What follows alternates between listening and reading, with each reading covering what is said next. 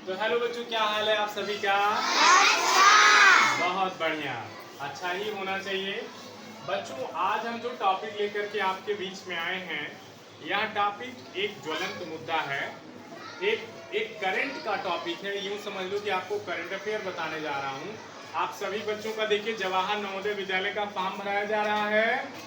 जो हमारे कक्षा 5 के बच्चे हैं, उन बच्चों के लिए जवाहर नवोदय विद्यालय का जब वो परीक्षा देने जाएंगे तो उसमें उनको जो है करंट अफेयर के 1 से 2 प्रश्न आएंगे। पिछली बार भी आया था कक्षा 5 वालों में भी और कक्षा 8 वालों की भी परीक्षा में करंट अफेयर का प्रश्न आया था। ये जो मैं आपको बताने जा रहा हूँ बच्चों, ये भी करंट अफेयर का ही एक टॉपिक है। थोड़ा जल्दी जल्दी हम अपने टॉपिक को कवर करेंगे। देखेंगे बच्चों, किसी देश में संविधान जो होता है वह उस देश के नियमों और कानूनों का एक संग्रह होता है, जिसके माध्यम से बच्चों उस देश में न्यायिक, विधायिक और कार्यपालकीय शक्तियों का विस्तार किया जाता है। साथ ही साथ उस देश में कानून व्यवस्था का संचालन किया जाता है। सेम यही चीज हमारे देश में भी लागू होता है। हमारे देश का संविधान बच्चों दुनिया का सबसे बड़ा लिखित संविधान है। पहले तो ये याद रखिएगा, दुनिया का सबसे बड़ा लिखित संविधान है, एक चीज। दूसरी चीज बच्चों, हमारे देश का संविधान 26 नवंबर 1949 को बन करके तैयार हो गया था और आंशिक रूप से यानी लगभग 15 अनुच्छेद उसी दिन लागू हो गए थे। पर पूर्ण रूप से हमारे देश का संविधान 26 जनवरी 1950 को लागू हुआ, जिसको हम गणतंत्र दिवस, लोकतंत्र दिवस इत्यादि दिवस के नामों से जानते हैं, क्योंकि उसी दिन हमारा संविधान लागू हुआ। संविधान लागू होने का मतलब है बच्चों कि हमारा देश एक गणतांत्रिक देश बन गया। क्यों बताने वाला हूं, अभी हम टॉपिक पे बढ़ेंगे। फिर देखेंगे बच्चों, हमारा संविधान जो है, हमारा संविधान कई देशों के जो महत्वपूर्ण जिस पॉइंट थे उसको लिया गया। इसके साथ ही जो भारत शासन व्यवस्था बनाई गई थी 1935 की, उसमें से भी 200 से ऊपर के जो पॉइंट्स थे उनको लिया गया और संविधान में मिला करके रखा गया। बाद में वही 395 अनुच्छेद मिल करके एक पूर्ण संवैधानिक किताब का रूप ले लेते हैं। ठीक, हमारे देश के संविधान के जो शिल्पी थे वो बाबा साहब थे, डॉक्टर भीमराव अंबेडकर। आगे बढ़ेंगे बच्चों, हमारे देश में संसदीय कार्यप्रणाली लागू है। संसदीय कार्यप्रणाली लागू होने का रीजन क्या है? क्योंकि हमारे देश में ब्रिटेन से संसदीय कार्यप्रणाली की व्यवस्था को लिया गया है। आप देख पा रहे हैं, या मैंने लिख दिया। अब संसदीय कार्यप्रणाली क्या है? अर्थात संसद के द्वारा जहां नियमों का संचालन हो। तो प्रश्न ये है कि संसद क्या है और किन किन चीजों से मिलकर के बना हुआ। हम देख पा रहे हैं, जब हम अपने संविधान को पढ़ना शुरू करते हैं तो अनुच्छेद 79 में संसद को डिस्क्राइब किया गया और ये बताया गया कि संसद के 3 प्रमुख अंग हैं, राष्ट्रपति, राज्यसभा और लोकसभा। आप देखेंगे जब हम राष्ट्रपति को पढ़ना शुरू करते हैं बच्चों, तो भाग 4 में हम 52 से 78 के बीच में यह पढ़ने को पाते हैं। तो देखेंगे ये राष्ट्रपति को 52 से 78, अनुच्छेद 52 से 78 के बीच में पढ़ना शुरू करते हैं। अनुच्छेद 52 कहता है कि हमारे देश का एक राष्ट्राध्यक्ष होगा, हमारे देश का प्रथम नागरिक होगा और वह कौन होगा? राष्ट्रपति होगा। बच्चों, वर्तमान में हमारे देश के राष्ट्रपति हैं, देश की राष्ट्रपति हैं महामहिम श्रीमती कौन? द्रौपदी मुर्मू जी हैं, हमारे देश की राष्ट्रपति महोदया हैं। हमारे देश की दूसरी महिला और प्रथम शेड्यूल्ड ट्राइब्स से संप्रदाय से आने वाली महिला राष्ट्रपति हैं। याद रखिएगा, अनुच्छेद 52 से 78 में ये कहा गया। साथ ही बताया गया बच्चों, जो राज्यसभा है ये अनुच्छेद 80 में आता है और जो लोकसभा है वो अनुच्छेद 81 में। बच्चों, राज्यसभा को उच्च सदन के नाम से जानते हैं। किस सदन से नाम से जानते हैं? उच्च सदन के नाम से जानते हैं। और लोकसभा को निम्न सदन के नाम से जानते हैं। किस सदन से? निम्न सदन के नाम से। साथ ही लोकसभा को लोकप्रिय सदन के नाम से भी जाना जाता है। लोकप्रिय सदन के नाम से भी जाना जाता है। आगे देखेंगे बच्चों, जब राष्ट्रपति, किसी देश में राष्ट्रपति जब बनता है तो देखेंगे हमारे देश में राष्ट्रपति सर्वोपरि है, देश का प्रथम नागरिक है और समस्त शक्तियों का संचालन राष्ट्रपति महोदय के अकॉर्डिंग ही होता है। राष्ट्रपति महोदय अपने शक्तियों का विस्तार करते हैं कार्यपालकीय शक्ति के रूप में, विधायकीय शक्ति के रूप में और न्यायपालकीय शक्ति के रूप में। तो जब ये अपने कार्यकाल की शक्ति का विस्तार कर रहे होते हैं तो उसी दौरान बच्चों अनुच्छेद 63 में हम पढ़ने को पाते हैं कि हमारे देश का दूसरा प्रमुख संवैधानिक पद जो है वह उपराष्ट्रपति का है। किसका है बच्चों? उपराष्ट्रपति का है। किसका है बच्चों? उपराष्ट्रपति। बहुत अच्छे। अनुच्छेद 63 कहता है कि हमारे देश का एक उपराष्ट्रपति होगा। कौन होगा? उपराष्ट्रपति होगा। उपराष्ट्रपति हमारे देश का दूसरा सर्वोच्च संवैधानिक पद है। बच्चों, उपराष्ट्रपति न केवल हमारे देश का एक दूसरा सर्वोच्च संवैधानिक पद है, बल्कि जो हमारा उच्च सदन है अर्थात राज्यसभा, इस राज्यसभा का सभापति होता है। कौन होता है बच्चों? सभापति होता है। कौन होता है?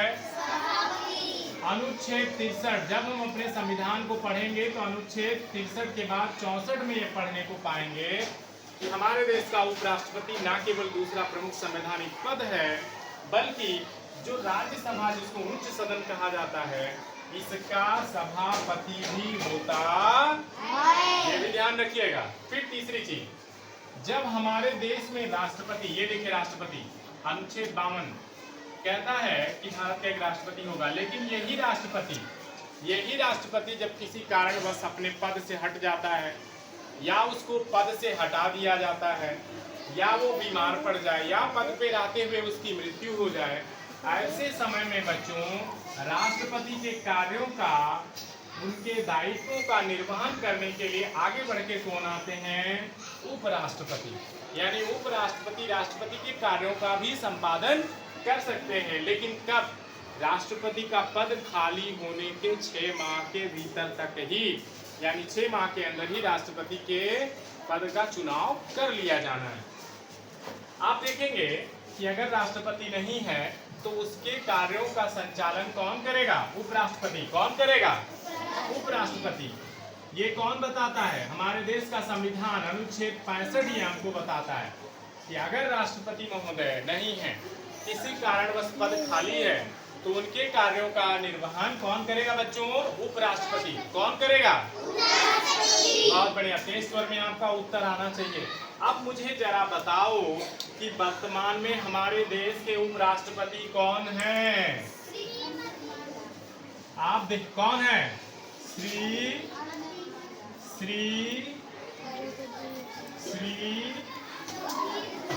कौन है? श्री जगदीप धनखड़।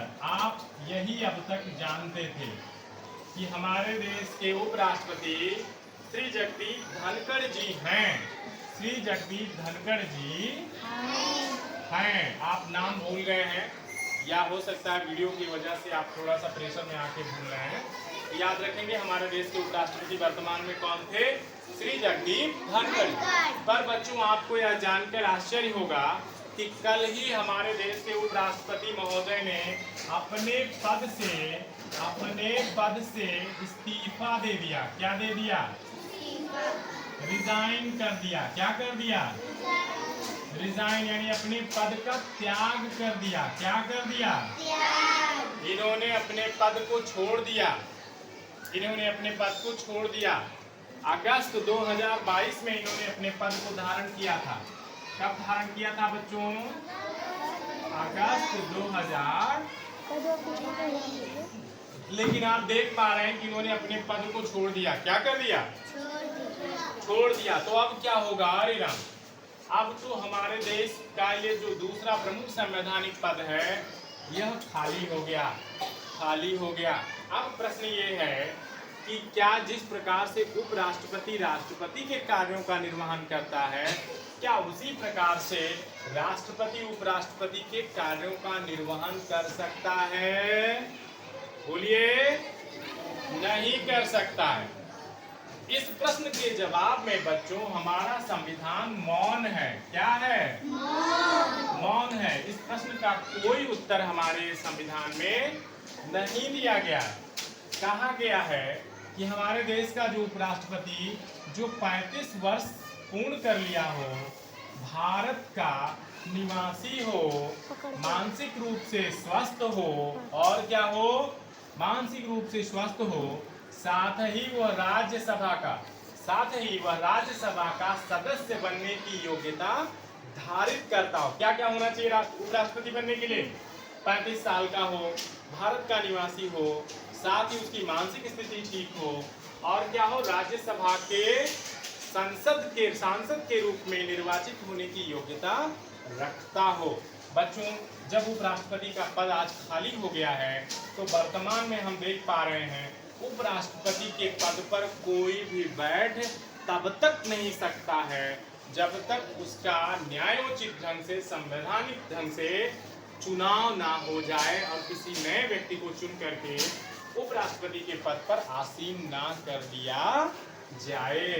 तो ध्यान रखिए, उपराष्ट्रपति 5 वर्षों तक अपने पद पे रह सकता है, बशर्ते उसके खिलाफ कोई महाअभियोग इत्यादि ना लाया गया हो, उसको हटाने की कोई प्रक्रिया ना की गई हो। लेकिन ये महोदय बीच में ही इन्होंने अपने पद को अपने निजी कारणोंवश छोड़ दिया। अब जब पद खाली हो गया है तो हमारा संविधान कहता है कि 6 माह के अंदर पुनः चुनाव कराया जाएगा। एकल संक्रमण मत प्रणाली के माध्यम से पुनः चुनाव कराया जाएगा, और पुनः चुनाव करके किसी नए व्यक्ति को उपराष्ट्रपति के पद पे चुना जाएगा, और चुन करके पुनः उस नए पद पर इनको आसीन किया जाएगा। अब आपसे प्रश्न पूछा जाएगा, बताओ वर्तमान में हमारे देश का उपराष्ट्रपति कौन है? आप कहेंगे श्री जगदीप धनखड़ जी थे, पर अब नहीं है। क्यों नहीं है? क्योंकि इन्होंने अपने पद से दे दिया है त्याग, अर्थात वर्तमान में उपराष्ट्रपति पद खाली है। उपराष्ट्रपति पद खाली है। 6 माह के अंदर पुनः चुनाव कराया जाएगा, और चुनाव करा करके पुनः किसी व्यक्ति को उपराष्ट्रपति के रूप में चुन करके, जो भारत का निवासी हो, 35 वर्ष की आयु पूर्ण करता हो, राज्यसभा का सदस्य बनने की योग्यता रखता हो, मानसिक रूप से स्वस्थ हो, दिवालिया ना हो, ऐसे किसी व्यक्ति का चुनाव किया जाएगा, और वह उपराष्ट्रपति के पद पर पुनः आसीन होगा। उपराष्ट्रपति कौन है? तो आप जान पाएंगे, उपराष्ट्रपति राष्ट्रपति के ही कार्यपालकीय शक्ति का विस्तार है। राष्ट्रपति अपने कार्यों को करने के लिए स्वयं आगे नहीं जाता है, वह अपनी कार्यपालकीय शक्ति का विस्तार करता है। वह मंत्रिमंडल चुनता है, कैबिनेट चुनता है, कैबिनेट का एक अध्यक्ष चुनता है। समझ में आ रहा है? इसके अलावा अन्य जो सभी प्रशासनिक पद हैं, इन सब का चुनाव करता है, और अपने कार्यों का निर्वहन उनके माध्यम से कराता है। तो बच्चों, आज की क्लास कैसी लगी आपको?